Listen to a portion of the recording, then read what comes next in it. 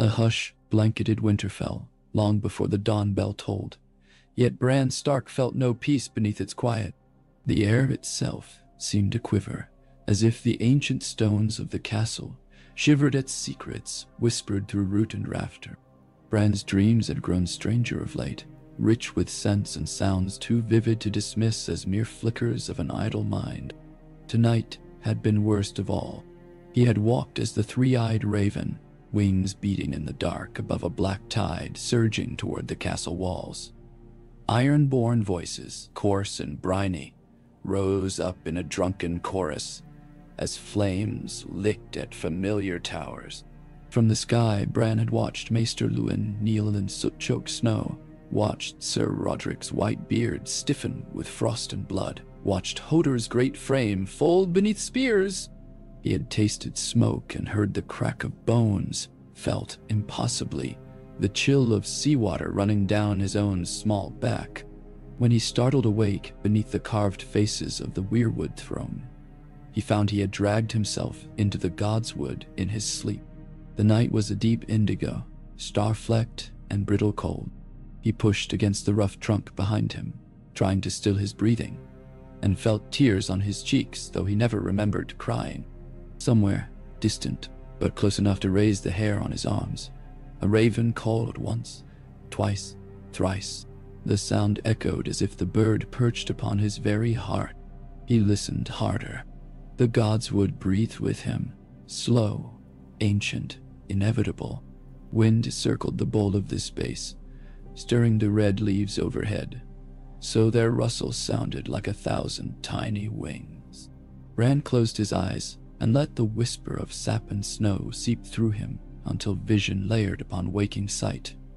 A mingled tapestry of now and not yet. There, a shadow moved beside the pool.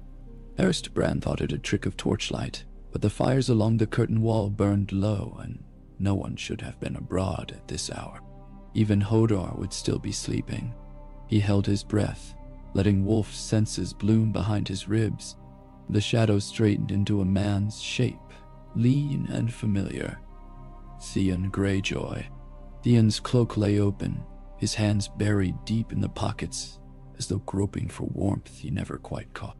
He turned, scanning the Weirwood Grove, and Bran saw that his eyes, so often bright with mischief or sharpened by pride, shone tonight with something colder.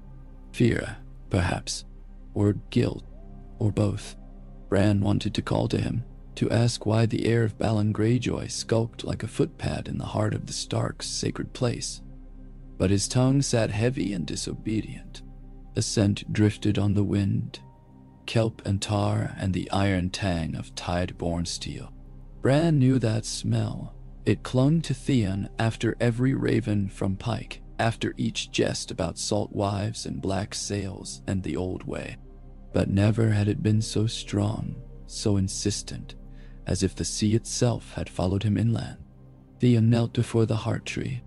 Bran watched him clasp gloved hands at his brow, as one might before a southern sept's altar, though his lips moved in no prayer Bran recognized.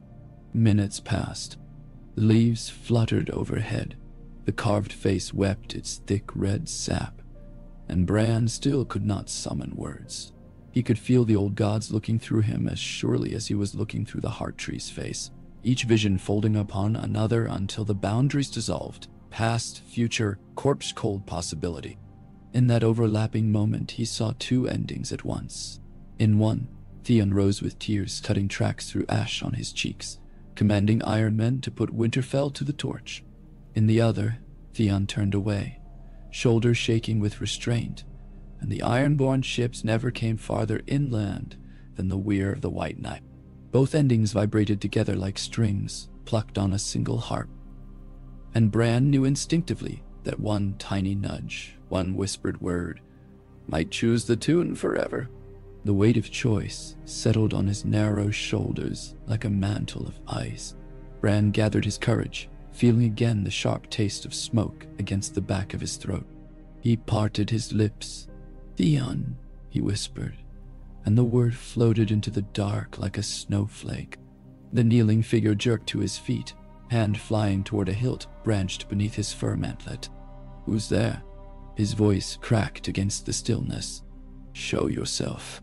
Bran tried again, summoning more breath than his trembling chest wished to yield. "Theon, it's Bran." Silence stretched long enough for the pool to ripple with some unseen fish. Theon stared into the blackness, searching, until at last his gaze found Bran's small form, half hidden by the overhanging root. The shadow of doubt flitted across his face, a boy's face truly, not yet hardened into the iron mask fate would forge. "7 hells," he swore, striding forward. "What are you doing here? It's the middle of the god's own night." Bran's mouth worked soundlessly. He wanted to say, "I saw you burn us, saw Roderick dead, saw Rickon screaming." Wanted to say, "Don't do it. We'll forgive you. We'll find another way." Instead, what spilled out was softer, almost pleading. "You're afraid." Theon halted. Moonlight rimed his dark hair, making it glow like wet onyx. "Afraid?" He laughed once, short and brittle. "Little lord, I'm only cold." "Go back to your bed." Bran shook his head. "You smell like the sea." Theon's nostrils flared. "I always smell like the sea." "No." Bran pressed a palm to the forest floor, feeling the earth pulse with ancient, indifferent life. "Tonight it's stronger. Tonight the sea drags chains behind you." Something in stance sagged, as if an unseen axe severed sinew at the knees. He looked smaller suddenly. The mankind bravado peeled away to bear the uncertainty beneath. "I had a letter," he murmured, and Bran sensed the confession cost him dear. "From my sister. From father. My king, Robb." He stopped, scraping gloved fingers through his hair. "Your brother," he corrected, voice rough. "Wants a fleet. The North needs ships to beat the Lannisters, but the sea." He lifted his gaze to the tangle of red leaves above. "The sea wants its own." Bran felt the futures shift. Invisible threads knotted, loosened, retied. Somewhere in the dark, a raven croaked again. And Bran felt its black eyes fix on them both. What did the letter say? That the time has come. Theon barked a mirthless laugh. "I'm wanted at Pike to talk of loyalty and inheritance. Father means to test me. Rope me back into his tide. See whether the wolf has chewed the kraken out of me." He shook his head. "He'll want me to betray your brother, you know that. He'll demand it. A true son of the Iron Islands would bring a prize home, something to prove I never turned green-blooded in this castle of yours." Bran swallowed. The wind sighed between branches, and somewhere a dire wolf howled far out on the snowy hills. The sound threaded through Bran's bones like a promise. "You don't have to do it," he said. Theon's eyes shimmered. "What choice do I have? I stand between 2 fathers, 2 dreams. I'm no one's son while I'm both." He looked to the heart tree, its bleeding face. "The old gods watch, but they do not speak. To me, at least." Bran felt a tremor of knowledge roll beneath his skin. "They speak. Oh, they speak." He need only listen. Scraps of the dream reared in his mind. The clang of iron on stone. The smell of horse flesh set alight. The cry of a babe in a cradle kicked over. He thought of Rickon clutching Shaggy Dog's scruff, of Maester Luwin's gentle chiding, of Hodor humming as he carried Bran through shadowed halls. All the life that made Winterfell more than a fortress. "You could stay," Bran whispered. "Write back that you remain Robb's man, Winterfell's friend, my friend." Theon turned away, as though the boy's pale face were too much to bear. "Words are wind," he said. "Father will sail with or without me, but you lead the men he'd send." Bran drew a breath sharp as frostbite. "If you refuse, he has only captains who know you less than they know our walls. They'd raid coasts, maybe, but they might never dare Winterfell." "And if I go," Theon said slowly, "and lead them here, The North will burn. You've dreamt it, haven't you? I can see it in your eyes. Bran hesitated. Theon stepped closer, until Bran could see the quick flutter of pulse at his throat. I have, Bran confessed, but dreams can change. How? I can warn you. You're warning me now. Bran shook his head, curls brushing the bark like snowdrifts. I can show you. Theon frowned. Show me what? Images rose behind Bran's eyes, bright and punishing. He saw Maester Luwin's face smeared red, saw the crypts of Winterfell yawning to swallow hosts of corpses, saw himself, older, wiser, broken, watching from the eyes of ravens as the flayed man's banner replaced the direwolf on crooked battlements.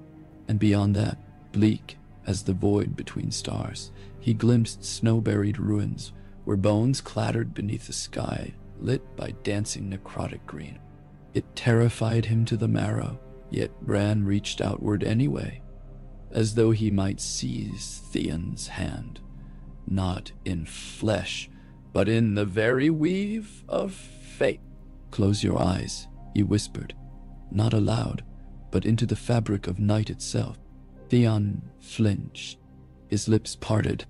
Bran felt a gossamer thread tauten between them, warmer than blood, older than steel. The hushed leaves husked louder, and for one heartbeat, the pool at their feet reflected not the moon, but a flicker of violent orange. Theon stiffened. Bran knew he saw it now, the flames climbing the watchtower, the Ironmen laughing as they hauled children from hiding, the pyres of Northmen strung along the walls like lanterns. Theon's breath hitched. Gods, he rasped. Gods, help me. You can choose, Bran said, voice a tremor in the dark. Choose now, and none of it must happen. The spell broke like ice underfoot. Theon staggered back. He looked around wildly, as though expecting swords to spring from shadows. Was that sorcery? He demanded. Some trick of the old gods.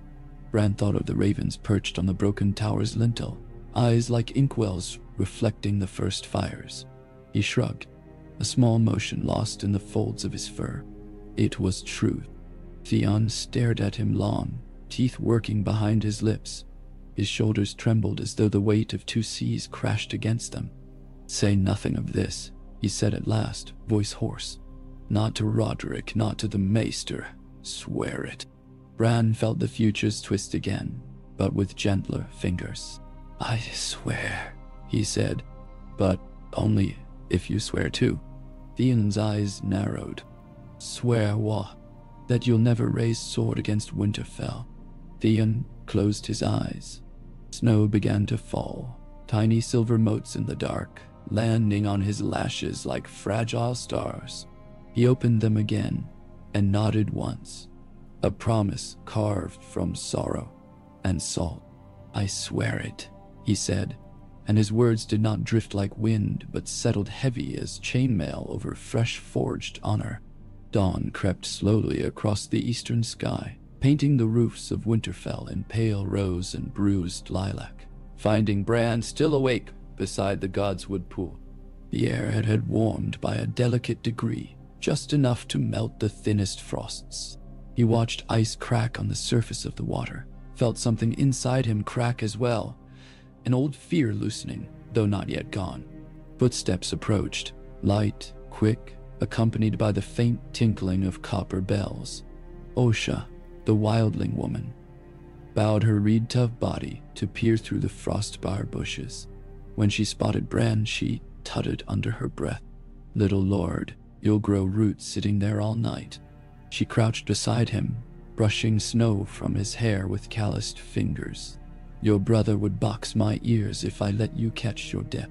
Bran offered a wan smile. I wasn't alone. He glanced toward the path Theon had taken, but already snow concealed the prince. Osha followed his gaze. Greyjoy, she guessed, tone wary. Yes. She snorted softly. He walks like a man carrying too many ghosts. Bran almost laughed at the aptness, but remembered the crackle of flames and tasted ash. He has choices to make. We all do. Osha ruffled his hair again like a nesting crow. Come, let's get you fed. Winterfell needs its prince away. Prince. The word felt strange, yet fitting. Theon kept his oath. If the Ironborn fleet never sailed for these shores, perhaps Winterfell would never fall, and Bran might live long enough to be more than a crippled dreamer. But he sensed it would not be so simple.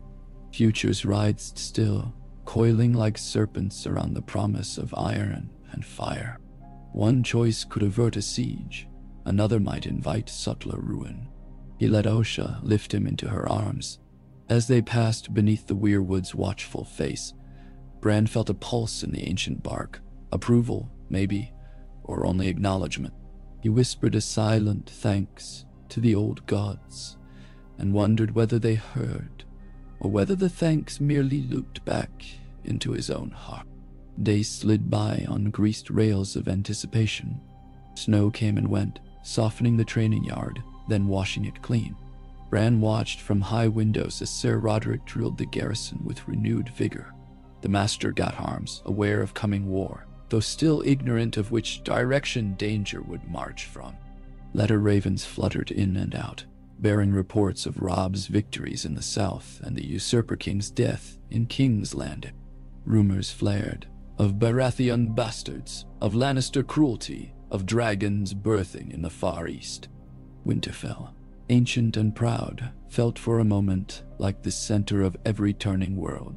Theon Greyjoy haunted the courtyards with restless purpose, yet to Bran's eye he seemed changed.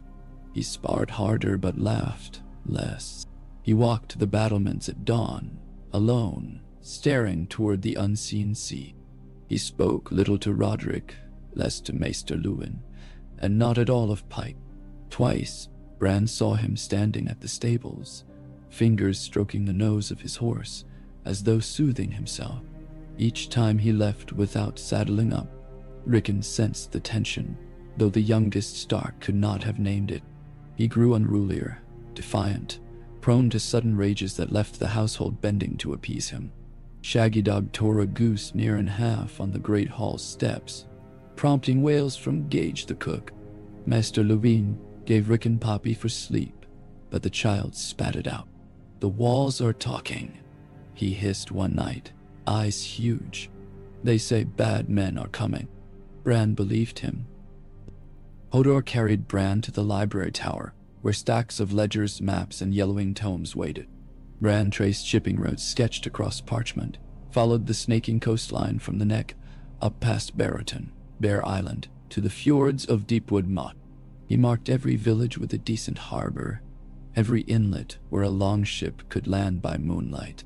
He compiled lists of names, minor lords sworn to House Stark, who held small keeps along the coast. Volmark, Tallheart, Glover. He sent Maester Luwin with letters urging increased patrols, fortified watchfires. He said none bore his own seal, claiming father's authority still echoed in the north, whether or not Eddard Stark breathed, though he did not mention the deeper authority thrumming under his skin. Luwin peered over spectacles, intrigued. "These measures seem prudent, my prince," he said, using the title as if testing its flavor. "But what stirs such urgency?" Bran lied. "I dreamed of drowning men." The maester's brow furrowed, sympathetic but practical. "Nightmares come easily when war looms. Yet dreams cannot man walls. We act on reason. Nudimnion, or noana, watrigain." "Dreams warn," Bran said, more sharply than intended. Luwin flinched at the steel in that boyish voice, but he obeyed, sealing the scrolls with Winterfell's direwolf stamp and dispatching them with ravens. Word spread. Along the stony shore, spearmen began digging trenches beyond palisades. At Torhen's square guards doubled the night watch. From White Harbor, Lord Manderly sent missives north, promising his fleet would scour any kraken that dared break the surface of the Bight. Bran felt a subtle warmth each time a raven returned bearing good tidings, but knew caution alone could not bend every thread. One remained coiled around Theon's heart. He confronted him in the great hall 7 nights after their meeting in the Godswood. A roaring hearth drove back autumn's bite, scattering sparks like fireflies. The long tables were empty, save a platter of late apples. Theon sat before the flames, boot heels on the lip of the stone, staring into embers as though reading some private scripture. Bran had Hodor set him down beside him. Theon did not turn until Bran spoke his name, then flinched, as if expecting accusation. "You haven't written your father," Bran said. Theon's lips twitched. "No, too. Why? Because words are wind?" Bran frowned. Theon sighed. "Because I don't trust myself. Every day I wake thinking of Pike, of my sister riding her mount along the cliffs, mother's perfume of salt heather. I feel my lungs fill with sea air, though I breathe smoke and pine. If I write, I might be swept home on the ink. And home, my first home, would demand I prove my salt and reave these lands, no matter my oath to you." Bran listened. Somewhere outside, Deary wolves sang to the crescent moon. He felt the song vibrate through stone into bone. "You are not torn between homes," he said. "You are making one." Theon ran a hand over his face, loosening the new growth of beard. "I don't know how." "Stay." Bran reached out, touching Theon's arm. Hodor shifted behind him, uneasy. "You can help us hold the north. Robb will reward true loyalty." Laughter barked from Theon's throat, sharp as flint. "Robb, your brother would rather see Greyjoy strung from the walls, oathbreakers that we are. I've seen the glares of his bannermen. None can see an down Elizash. He named you captain of his guard once. Theon's smile was a cut. "I was a treasured pet then, a ward to keep Balon honest. Now I'm leverage he's finished using." Bran said, "You're my brother." Theon flinched. "You must not say that." "But I mean it." The crackle of flames filled the gulf between them. Theon stared at Bran, eyes shimmered by firelight. Then he stood abruptly and stalked into the shadows beyond the hall, leaving Bran alone with apple-sweet air and the echo of unshed tears. That night Bran dreamt again, more vivid than ever. He flew across a black winter sea, waves smashing cliffs as tall as Hightower. Storm clouds churned, tearing ragged holes through which moonlight pierced like spears. Ahead loomed Pike, towers perched on jagged aisles, bridges swaying over voids, torchlight painting whetstone gold. He circled once, and in the courtyard below, Theon stood before his father, Balon Greyjoy, sword bared at the old reaver's throat. A choice balanced on a razor's edge, loyalty to blood or to hearth. Bran swooped lower and found himself upon Balon's shoulder, black feathers stirring in the man's wind-tangled hair. He cawed once. Balon turned, startled, and in that beat of distraction, Theon's blade dipped. Balon laughed, hand sighting the sword, twisting. Theon's knuckles cracked, knees buckling beneath the weight of paternal disdain. Guards surged, salty-stained axes raised. Theon's gaze found the raven, found Bran, and in his eyes Bran saw plea, fury, a drowning man's last gulp of air. Then Balon spoke 3 words. Bran did not understand, and the world tilted. The raven, the boy, was falling, wings folded up, plummeting into churning surf while Pike grew distant overhead, towers blurred by sudden tears. He woke gasping, tangled in blankets. Outside his window, fake dawn gilded snow clouds. Bran shoved off the coverlet, mind racing. He saw it now. Theon's choice might yet be wrenched from him. Balon could call banners. His sister Asha could sail without him. Theon could still be forced onto a keel in chains of duty. Bran ordered Hodor to dress him at once, to carry him to the Maester. He packed the dreams into words, urgent, pressing, incomprehensible perhaps, but Maester Luwin only frowned, muttering of nightmares and stress. He would write another letter to White Harbor, he said, advised Lord Manderley to strengthen his fleet. Such steps would suffice. They would not. Bran felt the tapestry of time tightening again, a pattern of spears along the shore, of iron ringing in Winterfell's broken yard. He remembered Theon's vision of fire and blood. Even an oath could break. If Balon moved, Bran must ensure the North stood ready. He gathered all within his reach. The household guard, the smiths forging new arrowheads, Osha leading hunts for fresh venison to feed garrison men. He persuaded Sir Roderick to recall men from Torfhill and Widow's Watch.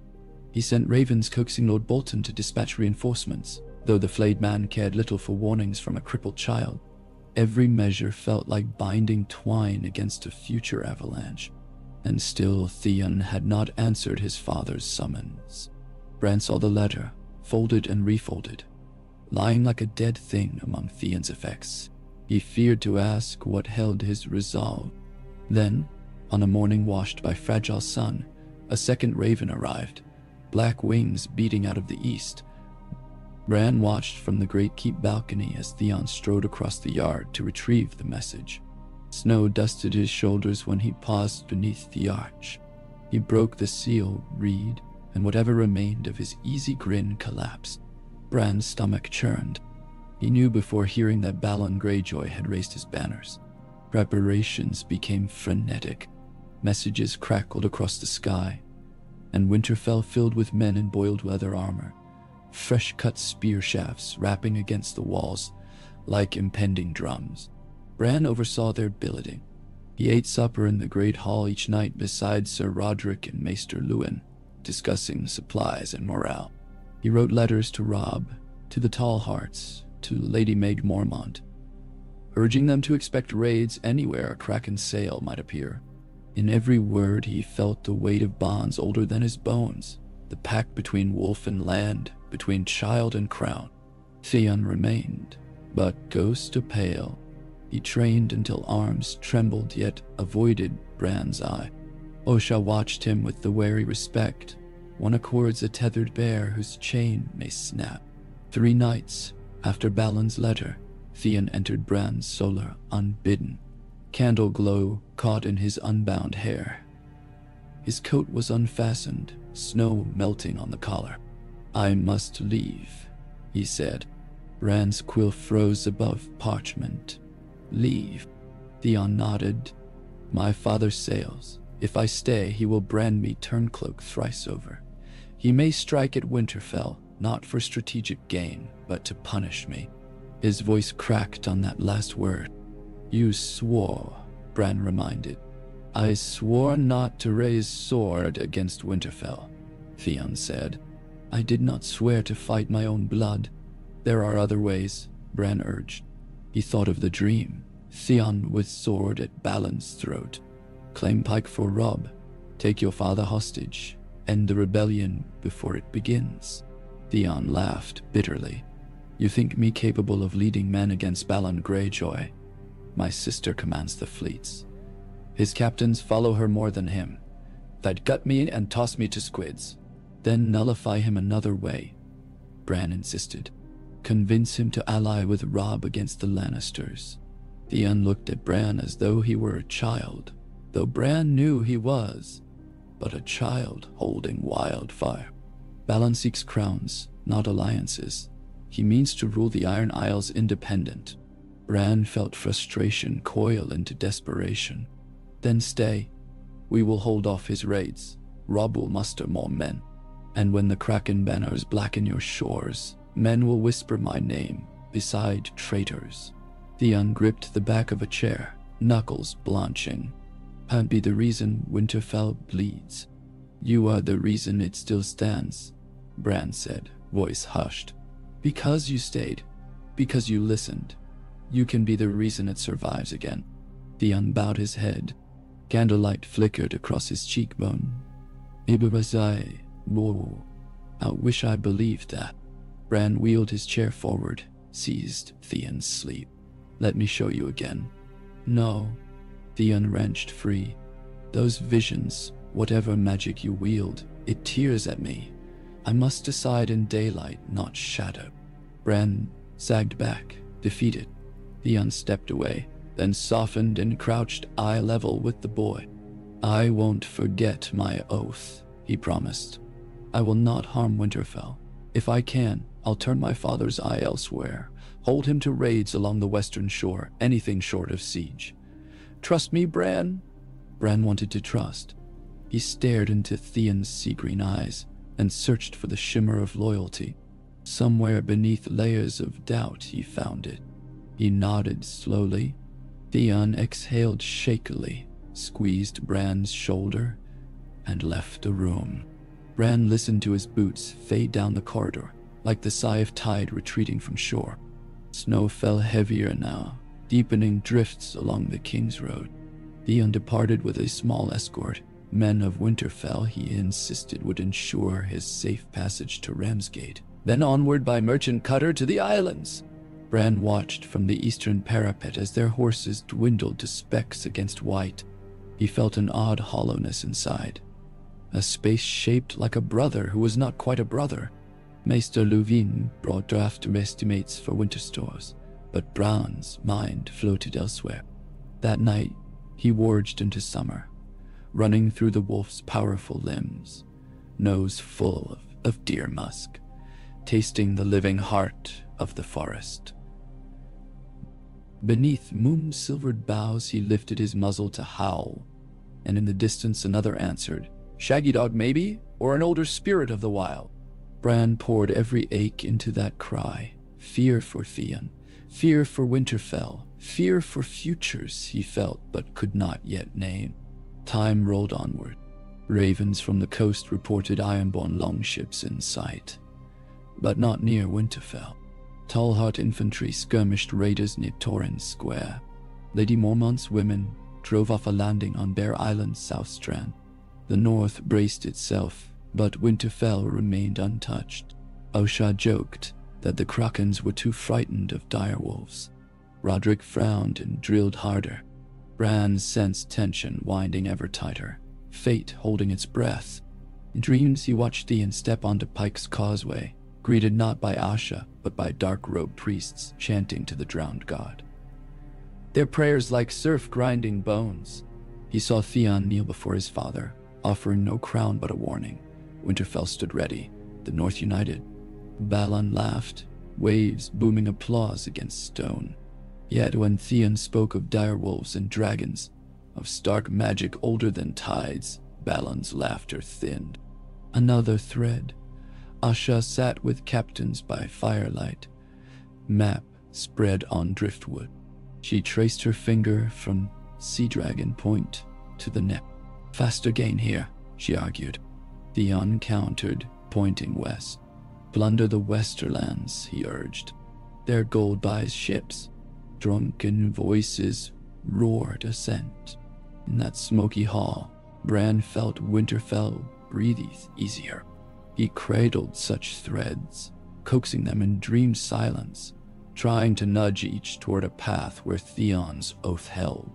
Yet in the corner of every vision lurked shapes of soot and sorrow, ready to flood the castle should one faltering step betray them all.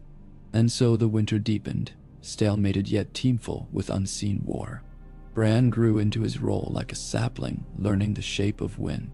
He gauged provisions, soothed panicked small folk, endured Rickon's tantrums, kept counsel with Roderick, even spoke by glass candle once with his brother Robb, though Maester Luwin insisted that too was dream. Through it all, Bran waited. He wondered whether the gods marked patience as courage. He hoped they did. At last a raven arrived, bearing the Kraken's seal. Bran held the parchment with hands gone clammy, despite the hearth's warmth. Theon's handwriting spooled across the rough-eyed page. Winterfell stands in my thoughts. Hold fast. The sea storms the Lannister coast. I shall return when tides allow. Remember my oath. Bran read it thrice before passing it to Maester Luwin, who arched a grey brow. The Westerlands, he mused. If that is true, the Iron Islands raid old Lannisport, while our shores remain untested. Futures can change, Bran murmured. Luwin smiled sadly. And perhaps dreams can guide. Bran turned to the window. Snow still fell, but softer, as though the sky itself had exhaled relief. Somewhere between here and the sea, Theon Greyjoy sailed under a black banner, fighting his own war of blood and memory. But Winterfell's walls held, the hearths burned bright, and the dire wolves yet roamed free. Night gathered again, settling velvet soft over spire and stable. Bran wheeled to the balcony and breathed the frigid air. In the sky, the aurora rippled pale green, like the ghost of summer dancing across the heavens. Bran closed his eyes and thanked every nameless god who listened. He felt the castle's timeless heart beat alongside his own, steady, certain, enduring. And though he knew the tale was far from over, that kraken still lurked beneath black waves, that dragons hatched beyond the world's edge, that north of the wall something colder than winter woke. Bran Stark allowed himself, for one sliver of night, to believe that choices made in darkness could save a kingdom from flame. The wind sighed over Winterfell's ramparts, carrying with it the distant roar of surf and the fainter echo of iron striking gold. Bran listened. Somewhere between those two sounds, hope endured, fragile but fierce, like a seed beneath snow awaiting the thaw. In Shelwood, Snowmelt whispered in unseen rivulets beneath Winterfell's stones. Yet outside the walls, winter still ruled, a quiet tyrant cloaking the north in white and hush. Bran tasted the season on every breath, pine sharp, iron cold, threaded with scents of distant hearth fires and the musk of dire wolves coursing far beyond the godswood. Daylight angled pale and brittle through arrow slits, trapping dust motes and gold spears that shifted as the clouds trudged east. As yet no kraken sail stained the horizon, no war horn wailed along the King's Road. Yet Bran felt each passing hour tighten like a drawn bowstring, and in his dreams the string thrummed, trembling with unshed calamity. The castle bustled more than it slept. Smiths hammered rivets late into moonless hours, sparks cascading like summer fireflies. Sir Roderick's bark ricocheted across the training yard. "Shield up, shield up! That blade'll bite if you let it," until his voice cracked. Rickon chased Shaggy Dog between practice dummies, giggling one minute, snarling the next, a black-furred shadow snapping at straw feet while stable boys scattered for fear of losing real ones. Osha guided Bran through corridors clogged with casks of pickled beets and barrels of fresh-caught cod from White Harbor, all stockpiled against siege or endless winter, whichever came first. At dusk, Bran sat in the library tower beside a many-branched candelabrum and traced his finger across a map of the Westerland's coastal ports. Casey, Crackahall, Fair Isle, and proud Lannisport perched under Casterly Rock's shadow. Each was pin-pricked with colored wax, where new reports spoke of Ironborn raids.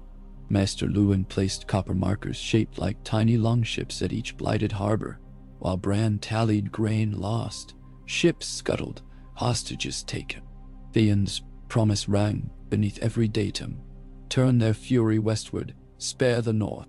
So far he kept his word, though each report carried a footnote of foreboding. Greyjoy captains crowing of easy plunder, Westerlands, lords clamoring for King Joffrey's relief that never arrived, Tywin Lannister's armies quagmired in the Riverlands. Chaos burgeoned like mold in every unattended corner of the realm. Bran's mind, however, drifted ever back to Theon. One night, long after Hodor's snores rattled the rafters of their chamber, Bran slipped into the wolf dream.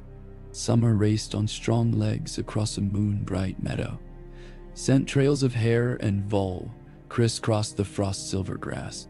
Somewhere farther west, Bran felt the faint pulse of salt winds, a beacon to his dreaming mind. He let summer sprint until paws met rocky strand, claws skittering on tide-polished stone. Across the dark water, distant fires danced along a foreign shoreline. Every flare of orange and red coloring the waves with blood-black streaks. Banners snapped above the flames, sundered lion rampant, kraken triumphant. Bran felt Theon's presence amid the carnage, a trembling point of warmth, determination, and dread braided together. He pressed closer. In the vision, Theon stood on a pier choking with smoke, his mantle sodden by salt spray. He leaned over a half-burnt railing shouting orders to ironborn deckhands as they hauled spoils. Barrels of arbor wine plundered en route north, chests of Lannister coin bound captives alike. Yet Theon's gaze flicked again and again to the harbor mouth, watchful, measuring tides as if for escape rather than conquest. When a war horn siren note echoed from beyond the bay, and a thin line of Westerland's galleys appeared, Theon's voice cracked orders not to engage, but to cast off. Make for deeper water. Leave the lion ships chasing phantom wakes while the reavers vanished. His men jeered. They tasted easy slaughter, but something in his stare carved obedience into them. Before they cut more, Theon knelt at the stern, reached into the frigid black, and let water run between his fingers. He mouthed a prayer Bran could not hear, lips shaping words of drowning and rebirth. When summer woke, shivering beneath starlight, Bran understood. Theon fought twin tides, but each raid fed balanced pride. Each lion casualty tightened the noose around a boy half claimed by wolves. Sooner or later, the kraken would lash east. Elders ever sought deeper spoils. Bran's dread coiled like a hibernating viper. Weeks bled together. Robb's host clashed against Sir Stafford's ill-trained levies at Oxcross and scattered them. Ravens told of cleavers singing Kingslayer's doom east of River Run. Yet victory's echo brought no relief to Winterfell. Lady Hornwood's lands lay vulnerable. Bolton riders rode south to claim her widowed seat, their pink-flayed banners drifting like malignant petals over muddy roads. Bran dispatched Ser Rodrik to counter them, leaving Winterfell's core garrison thin. "You're sure, my prince?" Rodrik asked on the rime-crusted drawbridge. "If Balon turns his gaze, you'll have scarce 20 able fighters." Bran's gloves creaked as he gripped the armrest of his chair. "We'll manage. Protect Lady Hornwood. Her people feed half our bannermen." He wanted to add, "I've glimpsed worse fates in dream smoke and iron," but only waved Rodrik on. With Rodrik rode half the castle's seasoned men, leaving Maester Luwin as Bronn's chief advisor, and Osha his most capable blade, an irony not lost on the former wildling nor the prince she served. Hodor hefted Bran wherever duty called, but defense now hinged on archers too young for beards and stable hands pressed into spear ranks. Still, the krakens did not come. On a night when frost etched every window in spiderweb lattice, Bran sought the heart tree. Osha carried him across the crunching snow. Her breath formed white ghosts drifting skyward. The godswood trees creaked under fresh weight of ice, but the pool maintained its black mirror, seemingly bottomless even while rimmed by crystals. Bran asked Osha to set him down at the water's edge.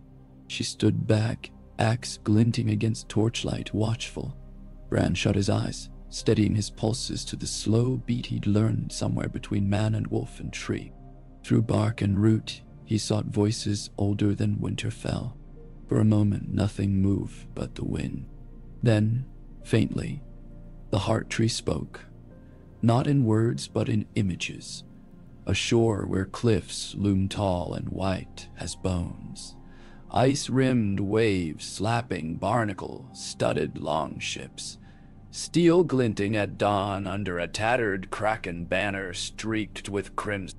He saw Theon again, this time astride a horse on broken ground, arguing with his sister and 2 hard-faced captains, while behind them, a battered column of Northmen prisoners trudged, roped together. Theon's voice rose, straining, and though Bran could not hear the speech, the meaning reverberated. "Let them go. They are no prize worth the war to come." Asha's laugh rippled like surf over gravel. She gestured seaward, and the guards prodded prisoners forward. Wavering, Theon dismounted, walked down the column, slipped a dagger beneath one man's bonds. Bran watched the ropes fall away. The man gawked. Theon shoved him hard toward the scraggy hills inland. The captive stumbled, then ran. One by one, in the shadow of Kraken sails, Theon cut 3 more free, their escapes masked by swirling snow. Guilt and defiance warred in his eyes. With each freed soul, Bran felt the bowstring slacken, slightly, but enough to breathe. He opened his eyes. Osha crouched beside him, head cocked as if hearing echoes herself. "You gone traveling again, little lord?" "I saw Theon," Bran answered. "He's trying." Osha snorted. "Hey, well, trying's not the same as doing." "Sometimes it is," Bran said, voice soft. He gazed at the bleeding sap on the heart tree's face. "Sometime trying reshapes the world long before swords cross." She grunted and hefted him back into her arms.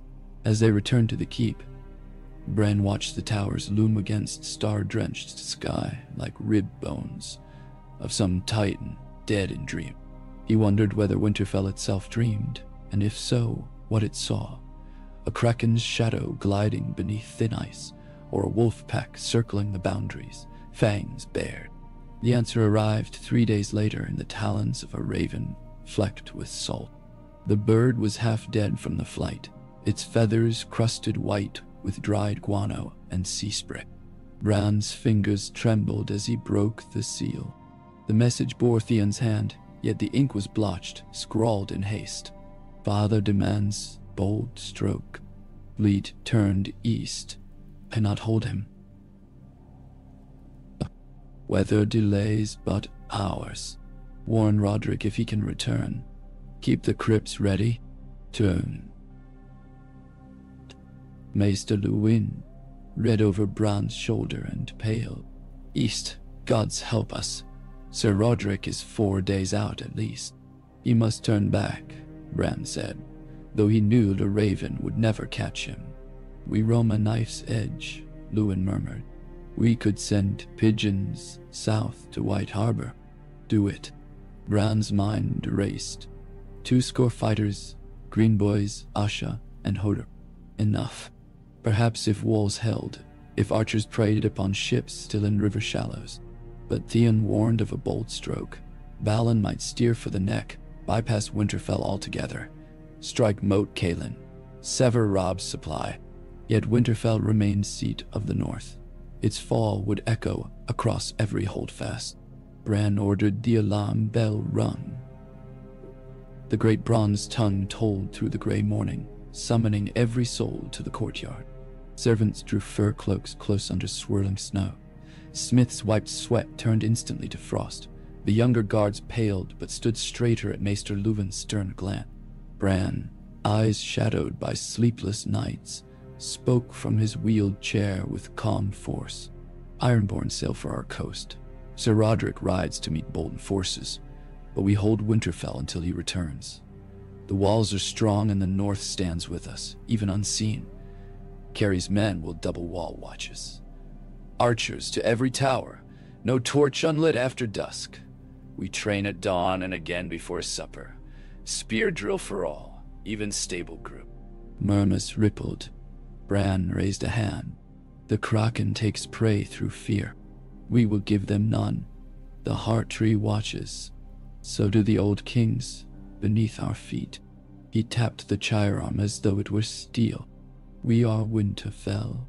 The last word cracked, but carried, driven by something beyond his years. Osha grinned, teeth white in her tangle of hair. Hodor boomed Hodor, as though it were a war cry. Even Kay, the serving girl, straightened, pressing fist to heart. Thus began the fortress's silent frenzy. Cauldrons for boiling oil were dragged to ramparts. Fletchers stripped geese en masse for arrows. Kitchen maids plucked handfuls of feathers into baskets, complaining loudly but working faster with each toll of the distant bell.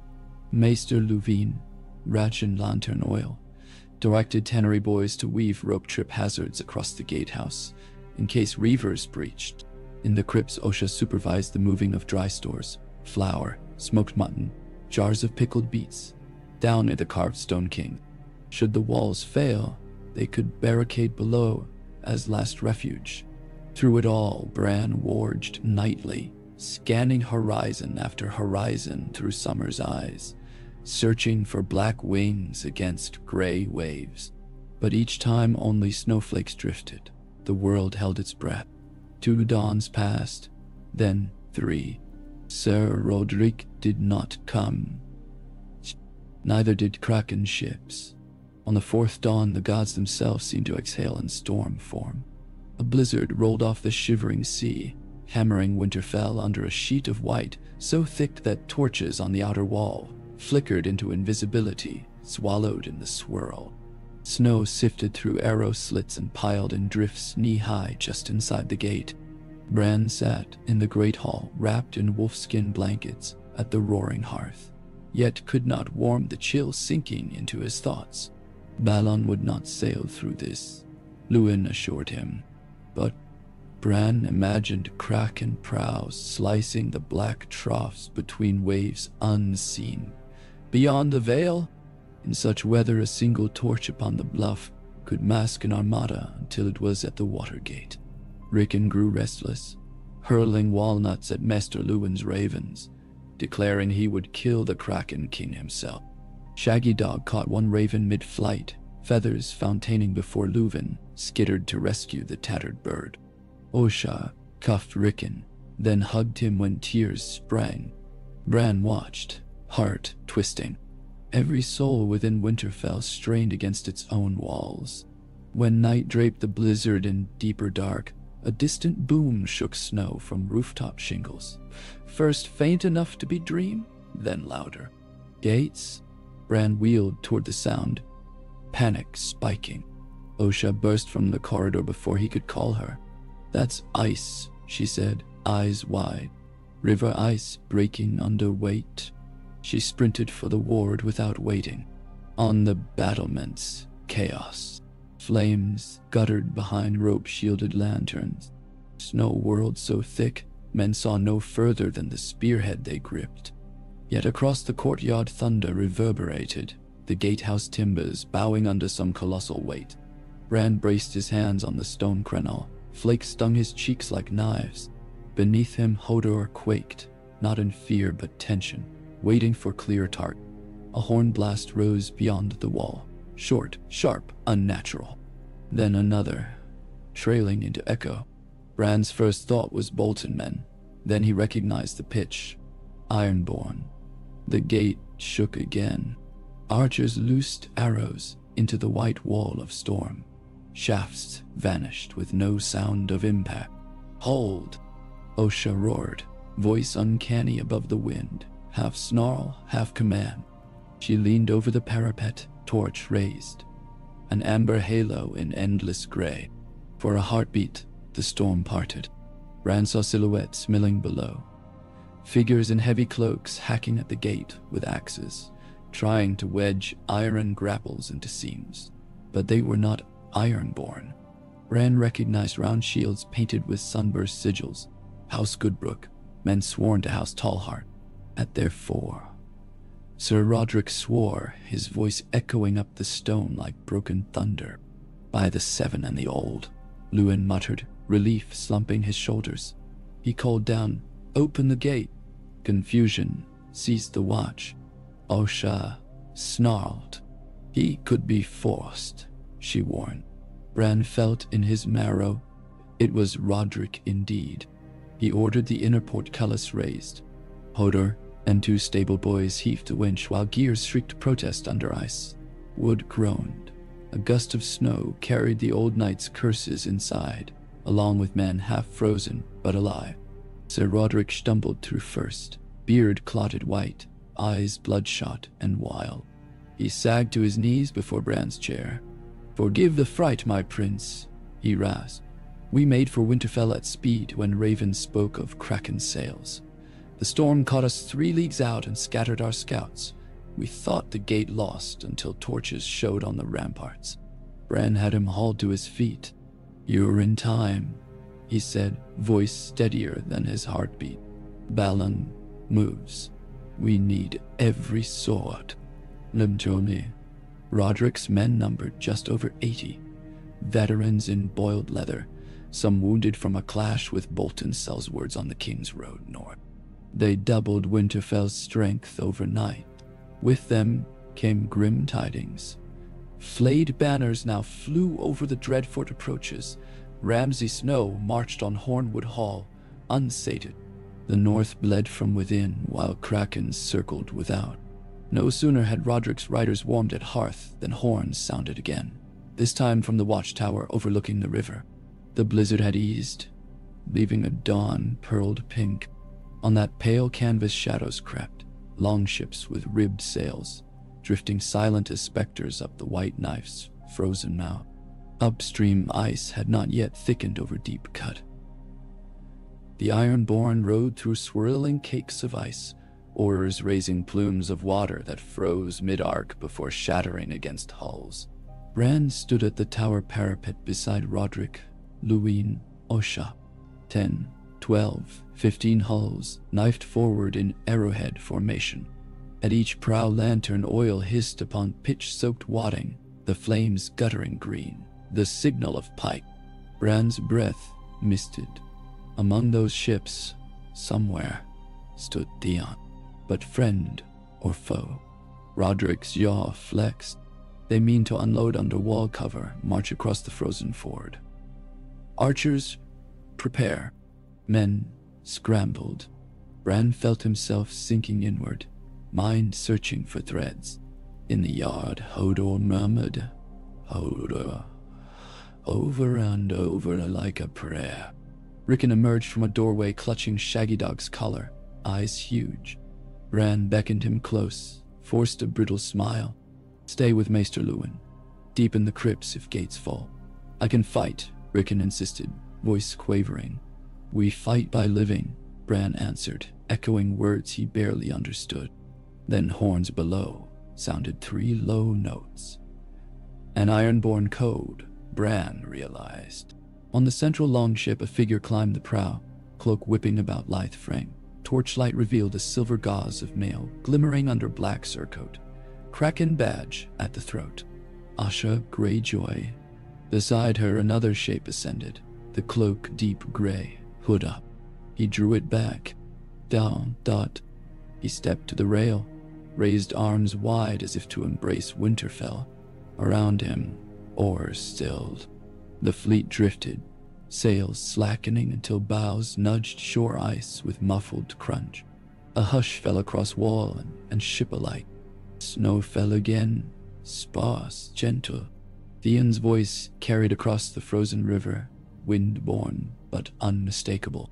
"Bran Stark," he shouted. "I would parley." Roderick spat. "Parley. They bring 15 Reaver crews." Bran's pulse hammered, but he called back, "Then parley it shall be. Approach unarmed." Roderick hissed, "Protest." Bran fixed him with a look far older than his years. "The heart tree says trust." Roderick recoiled as though he'd glimpsed the old gods behind Bran's eyes. He gave terse orders. Archers held bows half-drawn, while a skiff pushed from the flagship. Asha and Theon crossed the ice gap aboard the small boat, rowing themselves. At shoreline, they stepped onto crunchy snow, no swords drawn. Asha carried only a curved knife at her belt. Theon wore none at all. Still, gods formed a hedge as Bran and Roderick descended to meet them inside the outer gate. Theon's face was raw, wind-burned, eyes shadowed by sleepless nights. Yet he smiled, half-wavering, when Bran halted before him. "Little brother," he said, voice hoarse. "Prince Theon," Bran answered, formal though warmth bled through. "You come with many sails." Asha snorted. "These are but feathers compared to the Kraken's wings. Father holds 30 more at Lordsport ready to fly." Roderick's hand twitched toward his sword. "Speak plain, woman. Why darken our fort?" Theon lifted a roll of parchment bound with yellow ribbon. "Terms," he said. "Balon Greyjoy proclaims himself king of the Isles and the North. He demands Winterfell's submission, hostages as pledge. In return, he offers peace, shared plunder from the Southern War, autonomy for Stark lords under Kraken rule." He looked pained with each syllable. "I, envoy." Bran studied him. "Who? And if we refuse?" Asha answered. "We sail upriver at dusk, burn every village between here and White Harbor, sever Robb Stark's belly until the young wolf bleeds out." Bran turned to Theon. "Do you stand with this?" Theon's jaw clenched. "I stand here, between Father's will and Winterfell's walls." He drew a breath. "I propose alternative terms. Houses Stark and Greyjoy join alliance. Winterfell remains free of Ironborn garrison. In exchange, the North grants the Isles safe harbors, shipyards, grain. We together strike Lannister holdings along western seas, share spoils, break the throne's grip on both our lands." He flicked a glance at Asha, who rolled her eyes but said nothing. Roderick barked laughter. "You would have us betray our King Robb for pirates' promises?" Theon flinched at pirate. "Robb wages against the Iron Throne, same as us now. Our enemy's enemy. Our enemy burnt the Fingers villages last moon," Asha cut in. "Killed babes for silver rings." Asha shrugged. "Those babes all feed the crabs same as ours." Silence curled cold as the snow. Bran felt futures swirling like ravens startled from roost. He spoke. "No blood needs spill here, Sir Roderick. Escort our guests to the Great Hall. We will dine, warm, discuss." He faced Theon. "But your men remain across the river till talks conclude." Asha's smile was thin as a dagger. "You'd host a kraken, 'neath wolf roof, brave pup." "Polite pup," Bran corrected. "We offered guest right. Break bread, salt. None may shed blood, while within Winterfell's walls. Now, ish." Theon inclined his head, grateful. Roderick stiffened but signaled men to lead them inside. That evening Winterfell's hearths blazed with driftwood Theon's sailors had gifted. The crackle scented the hall with brine. Bran presided from Ned Stark's seat, Maester Luwin at right, Sir Roderick at left. Cross sat Theon and Asha, flanked by their quartermasters. They ate stewed venison, thick with onions. Rickon stared, entranced by the exotic guests. Shaggy Dog lolled at his feet, hackles half raised. Conversation began brittle but gradually thawed. Asha downed arbor wine like water, boasting of a raid that netted 3 lion dancers' heads plated in gold leaf. Roderick recounted holding Moat Caelan against Ironborn centuries earlier, needling her prouder tales. Yet beneath the banter real debate churned. Trading rights, non-aggression pacts, hostage exchanges proposed then rejected.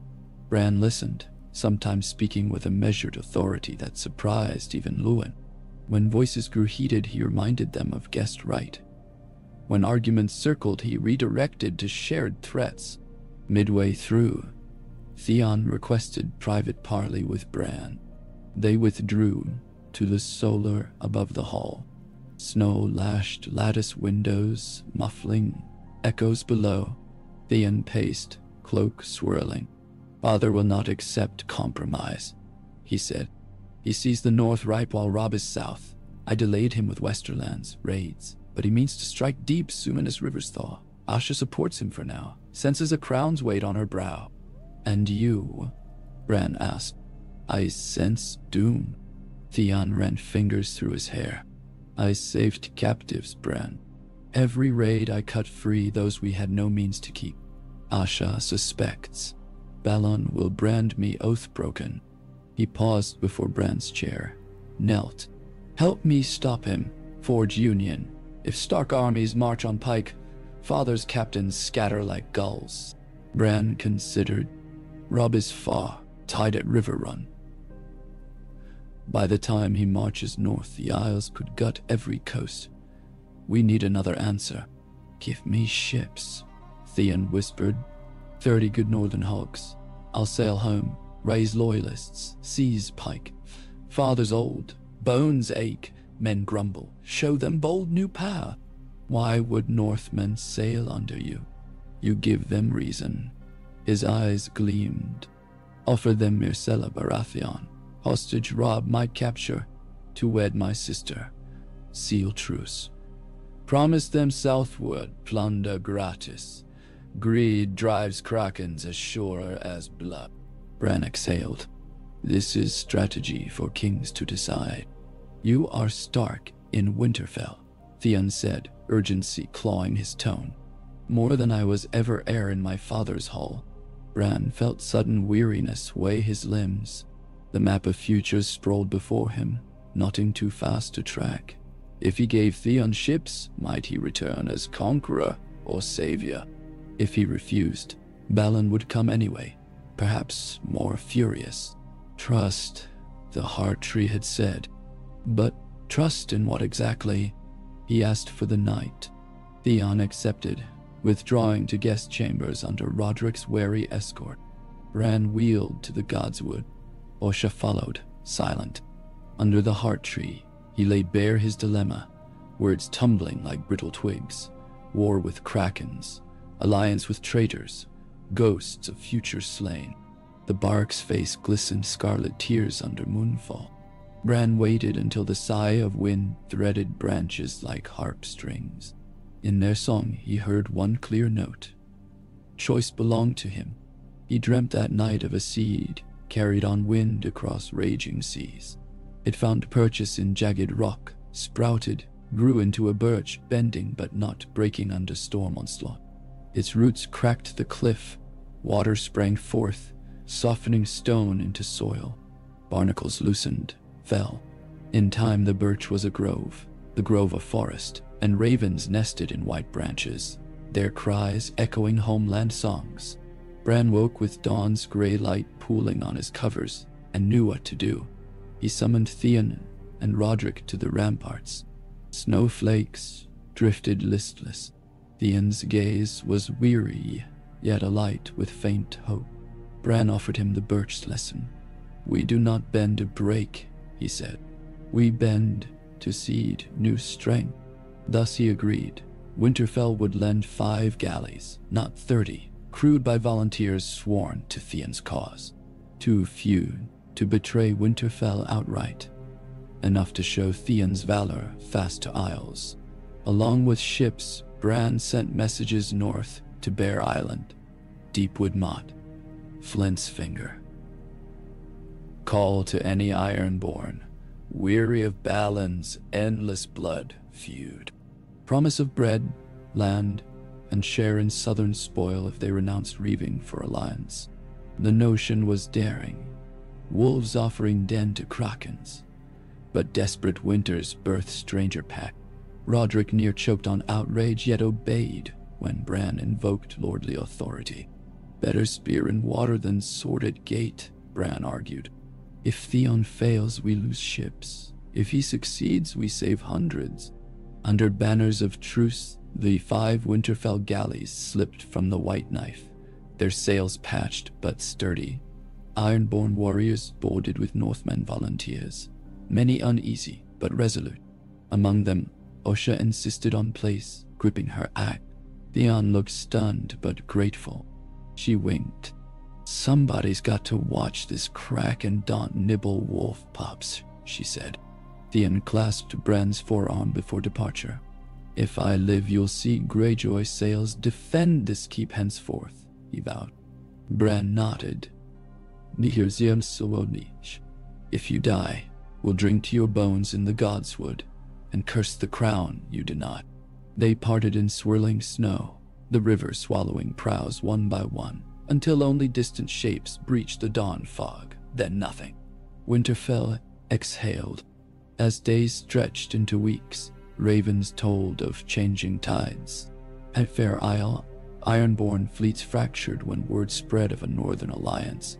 Some captains eager, others furious. At Pike, Balin raged at rumors. His son sailed with wolves, calling a king's moot to quell dissent. Asha sailed to Great Wyke to rally her side, leaving her father isolated on craggy throne rooms, stinking of rope tar and seaweed. Between these currents, Theon's small flotilla darted unseen, sowing promises and secret compacts, whispering of harvests better than ashes. Winterfell waited, wary but breathing easier. Bran resumed lessons with Maester Luwin on histories of the Riverlands, even as he warged nightly to watch Theon's progress. Quick landings at Lonely Light, clandestine meets in kelp-forested coves, parchment-sealed vows from lesser Greyjoy kin. Often, Bran woke exhausted but strangely hopeful. Then, one amber dusk, a horn echoed from the south ramparts. A lone galley approached, sails half furled, hull scorched in patches. Anxiety rippled through Winterfell. Bran wheeled fast to the dockside with Hodor's pounding strides. The ship bore no kraken, no direwolf, but a new sigil. A birch tree grown from cliff stone, roots entwined with kraken tentacles. Theon stood at prow, cloak billowing. Behind him, rowers raised oars upright in silent salute. As the gangplank thudded onto the quay, Theon descended holding aloft a dark, gleaming circlet. Iron hammered into shape of intertwined kraken arms and direwolf heads. "A token," he called, voice breaking across gathering crowd. "Of union, forged against doom. Balon Greyjoy is dead. Heart stopped mid-storm that split Pike's tower. The captains gather to elect a new king. They will have me, or Asha, or Chaos.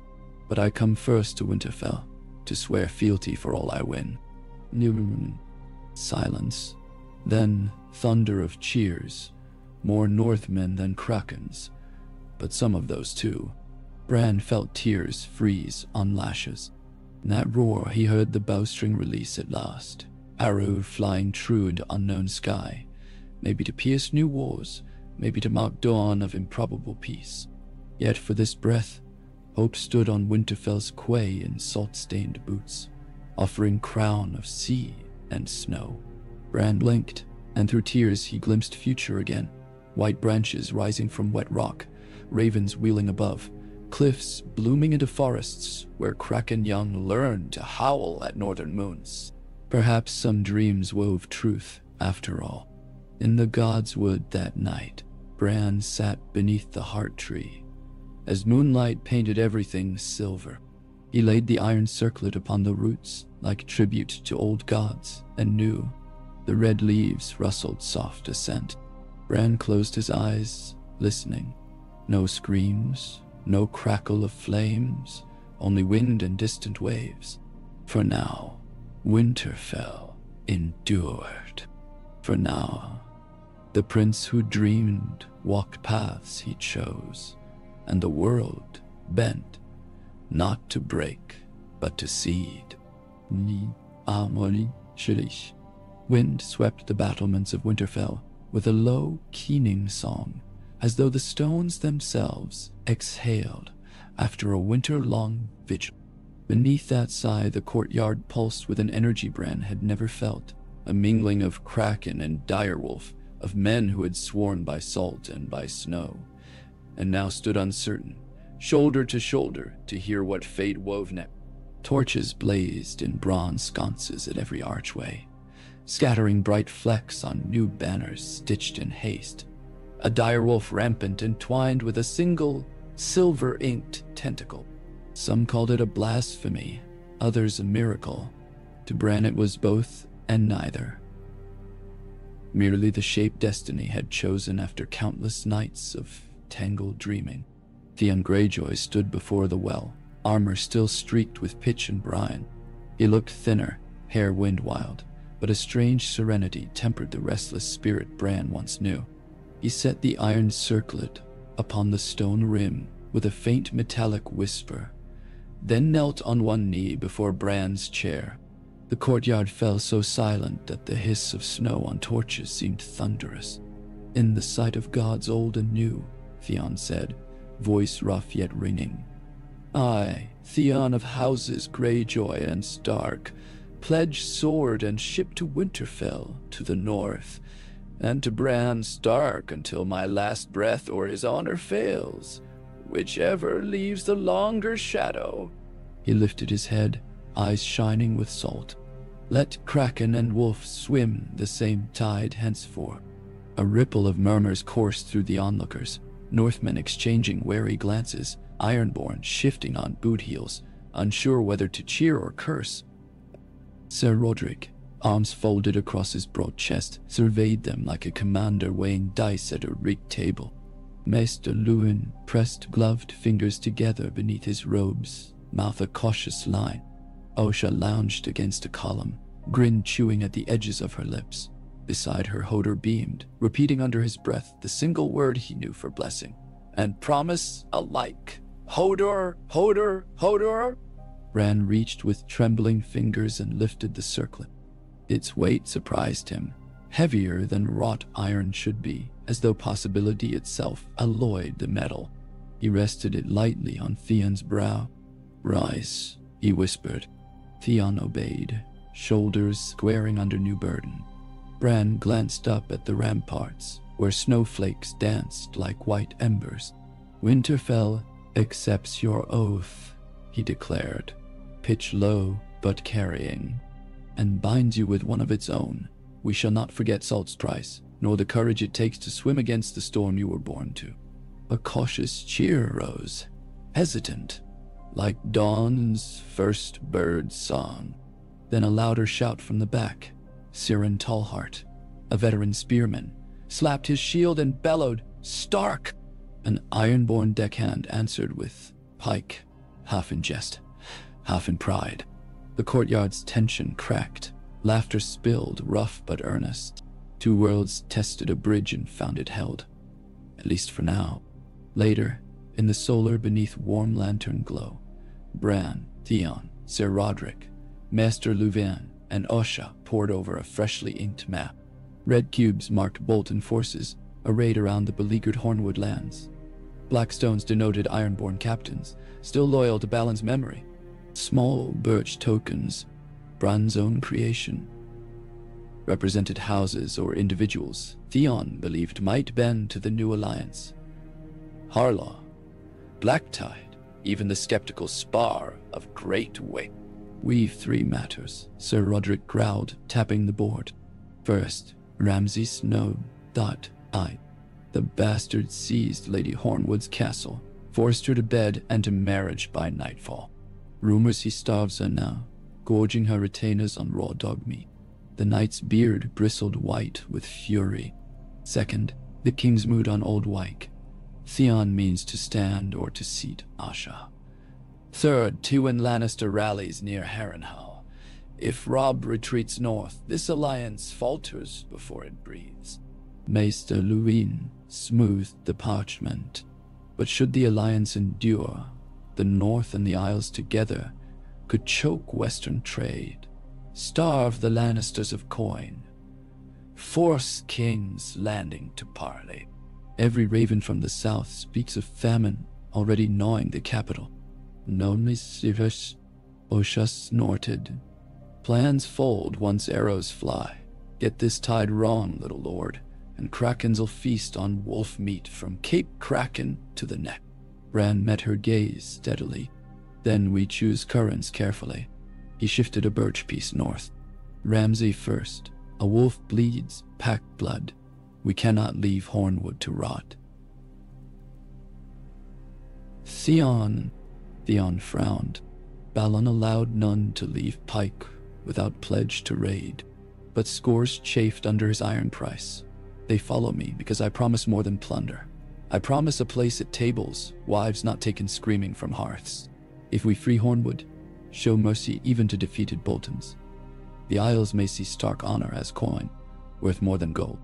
"Nalien, Tiamni, Tivois." Roderick cracked knuckles. "Bolton whelps understand only flaying, though it suits me." He placed his gauntleted finger on Moat Caelan. I march at once.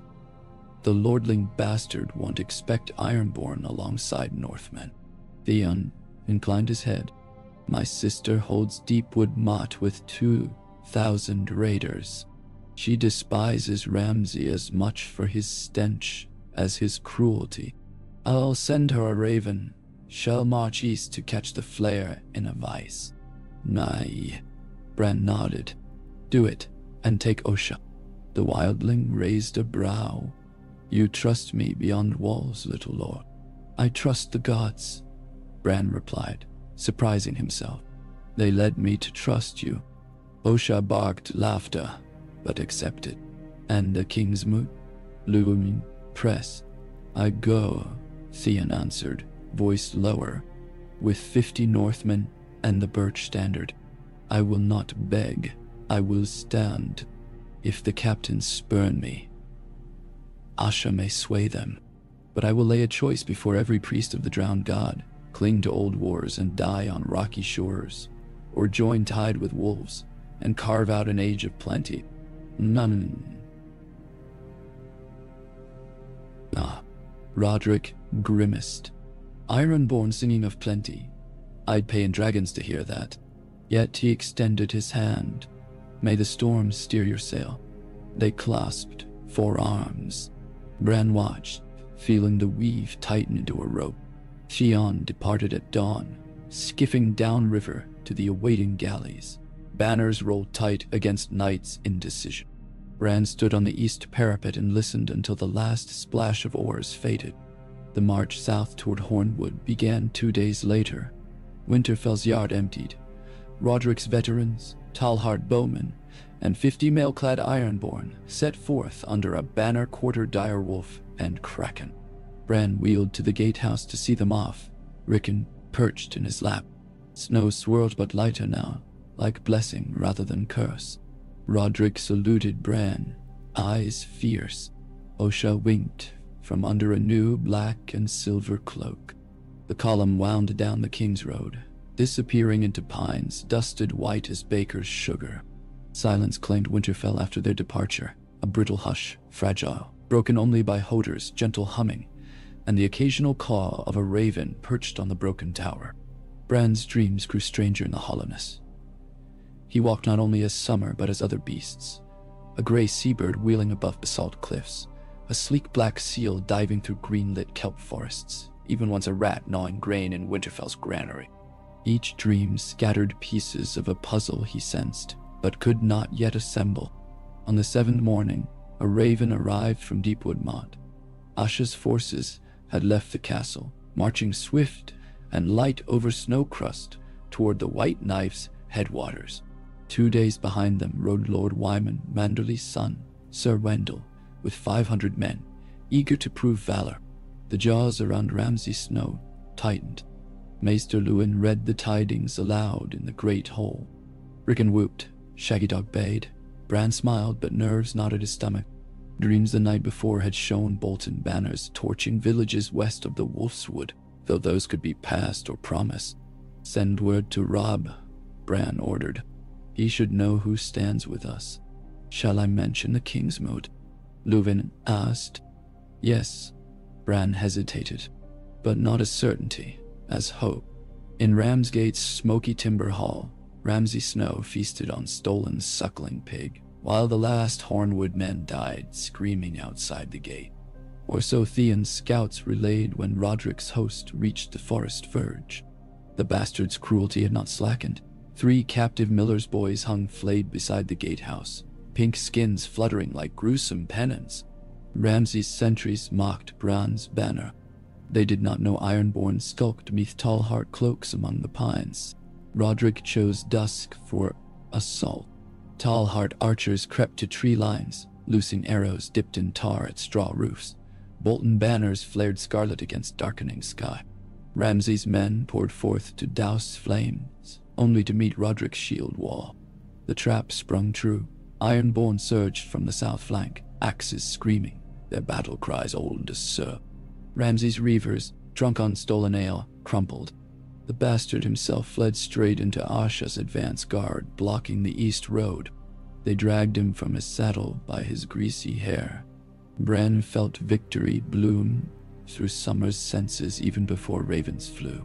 He was dreaming the wolf dream. Summer loped across snow-laden boughs when the scent of blood and fear burst sweet on wind.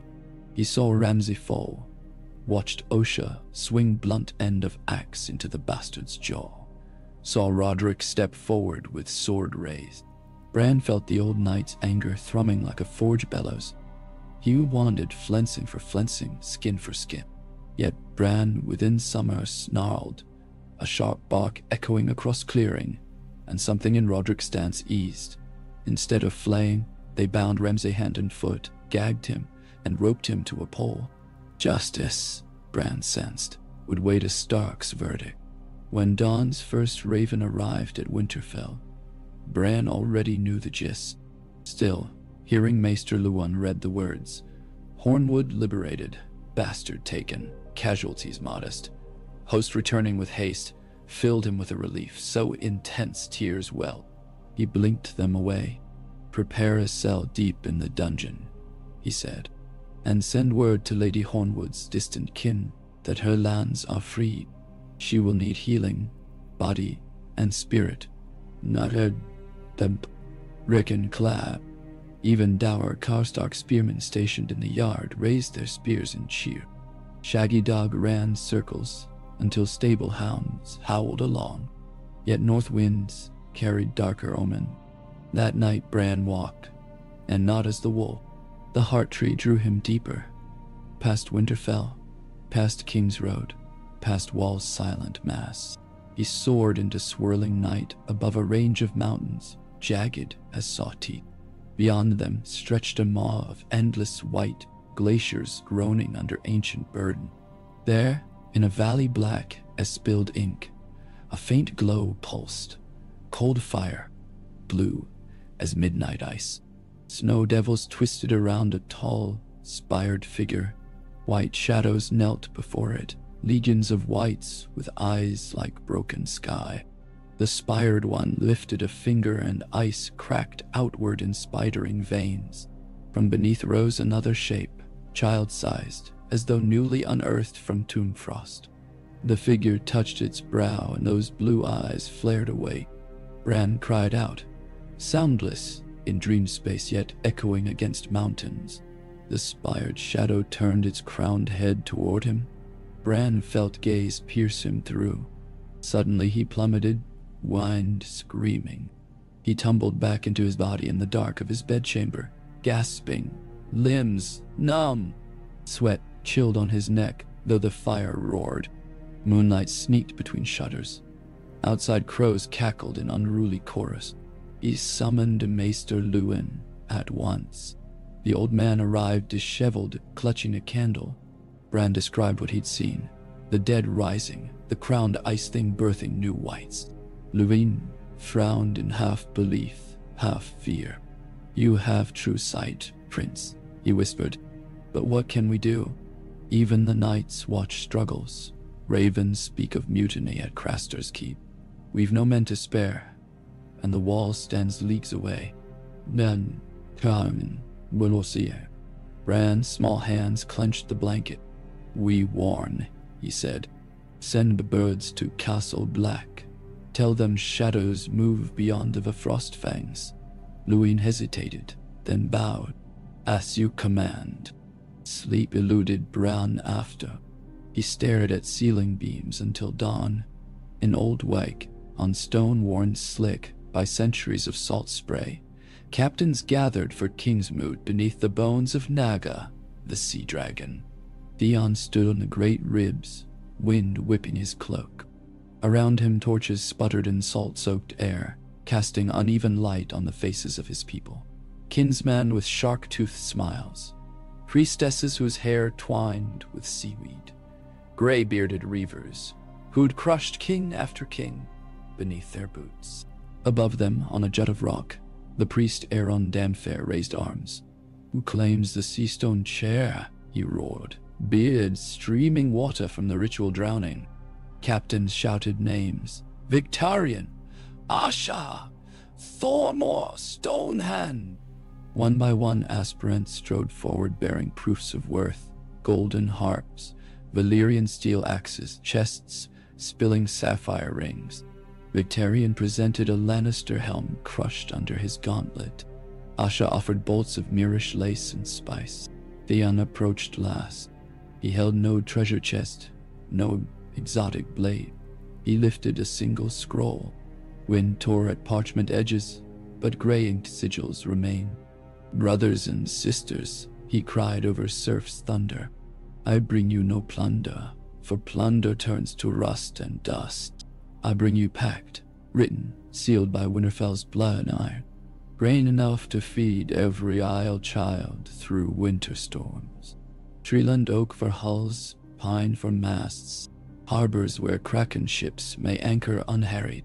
In return, we give the North our sails against the Iron Throne. Murmurs rose, some excited, some hostile. Theon raised his voice. We will raid, aye, but with purpose, not waste. We strike the Lion's gold, the Crown's levy, and we share spoils, half to the Isles, half to the North, two peoples free of southern yoke.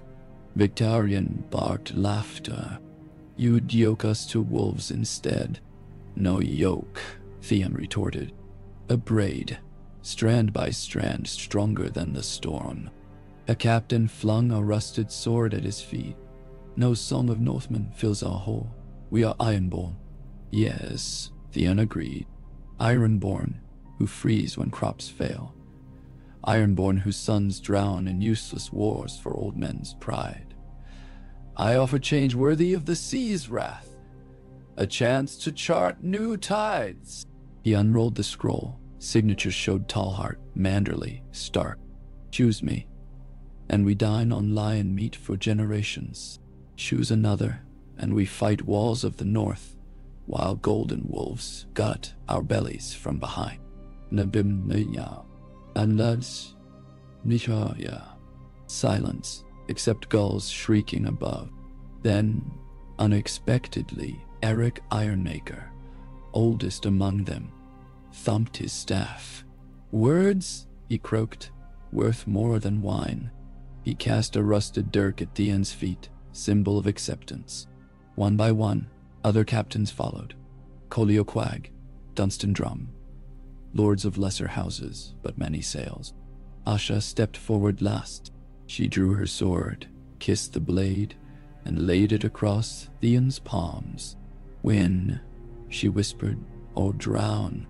Damfair strode forth, water flying from hair. Do the captains name this man king? Voices roared, some aye, some no. It swelled like a storm front, cresting, breaking. 3 times Aeron asked, 3 times the eye grew. At last he nodded, producing a driftwood crown wrapped with black iron nails. He set it on Theon's brow. Behold Theon, king of salt and snow. Salt wind howled, torches blew sideways, then upright again. Theon raised both arms, scroll in one hand, sword in the other. He locked eyes with Asha, who flashed a fierce grin tinged with pride and warning alike. That night bonfires lined Old Wyke's cliffs. Theon convened council around crackling driftwood. First we sail west, he told captains. Burn Lannisport's fleet at anchor, sever Tywin's last trade artery. Then we ride tides north to deliver grain to the Isles. Gifts from the Starks, proof of alliance. Any who would break pact, speak now, else stand by banners of the Birch Kraken. Some muttered, but none challenged. Weeks later, Winterfell stirred at pre-dawn when a horn sounded from the watchtower. Bran, sleeping lightly, jolted awake. But the cry was not alarm, it was welcome. Roderick's host marched through the gate at sunrise, footsore yet triumphant. Behind them, wagons bore Lady Hornwood swaddled in furs, eyes bruised but alive, and tethered to a wagon wheel, gagged and shackled. Shambled Ramsay Snow, his smirk replaced by swollen silence. Crowds gathered. Rickon hurled a rotten apple at Ramsay's head. It struck with a wet thud and splattered juices over Bolton Pinks. Sir Roderick led the prisoner to the Godswood, where Bran waited in his chair, Theon's circlet on his lap, though its wearer was far away. Snow fell in lazy spirals, blanketing the bastard's matted hair. Roderick knelt before BRAN. "How is justice served, my prince?" Ramsay spat blood, eyes burning hate. Bran felt wolves pacing unseen. He pictured flayed skins, Lady Hornwood's torments, the fear drifting over the north. Yet also he saw futures, alliance fragile. Bolton Lord Roose, still commander at Harrenhal under Robb's banner. Killing the bastard might fray that thread. Bran drew a slow breath. "He lives," he announced. Roderick stiffened. "Guilty of rape, murder, treason. He is no lord. He will lose the name Bolton until he earns any name at all." Bran fixed Ramsay with steady gaze. "Dungeon chains until Robb Stark returns to judge. If the Northern King commands death, it will be done. Until then, he rots." Roderick's jaw worked, but he bowed. Osha nodded approval. Ramsay's eyes narrowed, perhaps disappointment that death denied him martyrdom. Gods hold him away. Lady Hornwood bowed low, thanking Bran, tears in sunken cheeks. Bran ordered warm master quaternary to tend her, gave seed grain for her tattered fields, promised masons to rebuild burned barns. Her frail smile thawed something tight in Bran's chest. That evening, fires danced in Winterfell's great hall. Victory feast, trays of honeyed hare, crocks of fresh-churned butter, loaves warm from ovens. Northmen toasted with ironborn side by side. Rickon clambered onto a table, brandishing carved wooden direwolf, howling until ale slopped on benches and laughter shook rafters. Even Maester Luwin indulged a sip of mead, cheeks rosy. Bran sat near the hearth, blinking drowsy warmth. Yet amid revel, he felt absence. Theon, sailing uncertain tides. He closed his eyes and let the hum of hall slide away. The heart tree waited. Bran's mind slipped outward, above feasting men, above snow roof, above clouds. He found Theon at sea, deck kilting under star-swathed sky. The young king leaned on rail, circlet glinting silver. He studied distant horizon where flickers of gold hinted at enemy fires. Asha stood beside him, pointing, her words lost to wind. Theon nodded, turned. His gaze brushed Bran's, though impossible. For a breath, long as heartbeat, they shared recognition. Wolf and kraken, dream and flesh, each tethered to fate's loom. Theon touched fingertips to brow, salute across leagues of wave. Bran whispered to the wind, and the wind carried hope. He woke to hall quieted, embers dim.